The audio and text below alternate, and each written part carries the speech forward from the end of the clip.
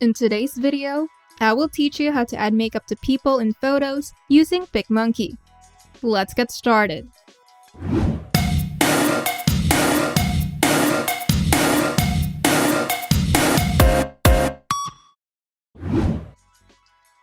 There are several tools in PicMonkey that you can use to apply natural-looking makeup to your subject.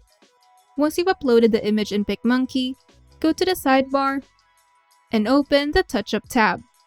Here, there are several categories of tools based on where the effects are meant to be applied. Let's start with the skin. Under the skin category, select the airbrush option to reduce the appearance of wrinkles. Here, you can adjust the brush shape as well as the brush size first and apply the effect on the areas that need smoothing. Afterwards, you can adjust the fade value depending on how natural you will like the effect to appear. This removes the majority of skin textures that may be emphasized by the lighting of the photo while keeping the skin looking real. Now, if the subject still needs skin smoothing, you can switch to the Skin Smoother tool. Here, you can simply apply the effect first on the areas that need it.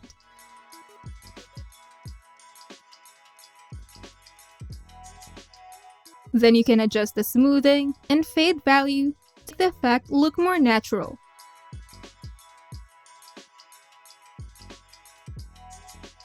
If you went over some areas that don't need effect, you can simply switch to the eraser mode and remove the effect from the areas that don't need it. For blush, use the Blush Boost tool. Make sure that the hardness and strength are below 50%, and you can choose a more specific blush color from the color spectrum.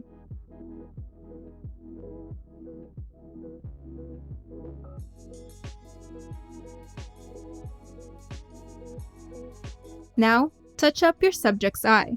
Let's start with the mascara. This tool doesn't allow you to draw new eyelashes, but it allows you to make your eyelashes pop by increasing the contrast and saturation on the area where you apply it. Most of the time, you will only need to adjust the size, hardness, strength, and intensity of the effect. Now, the eyeliner tool allows you to draw an eyeliner if you set the hardness, strength, and intensity level at around 90 to 100%. However, this tool is tricky to use with a mouse, so I highly suggest only using it to emphasize the eyelashes and to add some dimension to the subject's eye.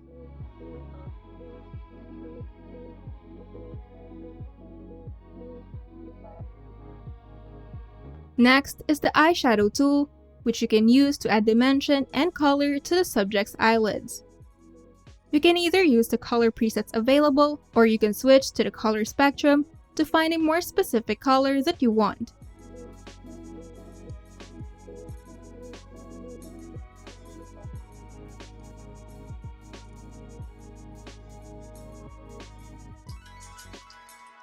For the eyebrow pencil option, make sure that the hardness and strength are set to only 30% or below, and keep the fade value above 50% for more natural looking eyebrows instead of making them too dark and drawn on.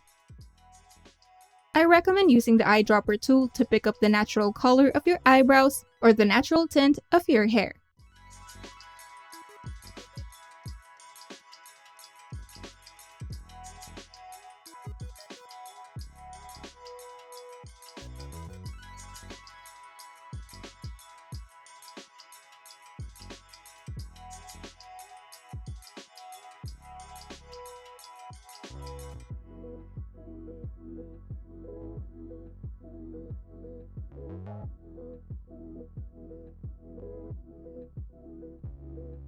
Now here's the before and after of the touch-up.